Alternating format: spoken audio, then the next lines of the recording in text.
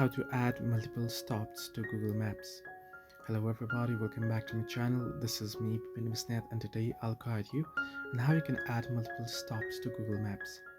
Well, the process itself is actually pretty simple and pretty easy, so let me guide it quick with this video. In order to add multiple stops to Google Maps, what you can do is simply first go ahead and open up your maps, the Google Maps. Once you've done so, you can simply search or select your destination, right? And once you select your destination, you can simply tap on directions and open up directions. Once you open up directions, now just on this page, you should be able to find add stops option at the bottom of your screen.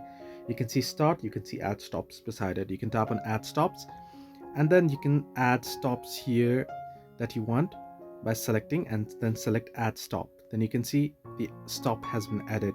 Then again you can tap on add stop, and then you can select another stop here that you wish to, and then you can add it to stop. Now here I'm just adding in randomly, but you can select any stops that you want. So this is how you can add stops.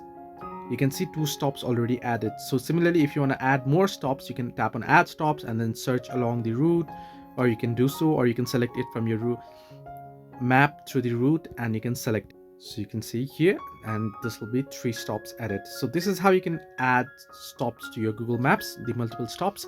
Hope this video helped you. Do like and subscribe, and do not forget to leave a comment down below if you have any further issues.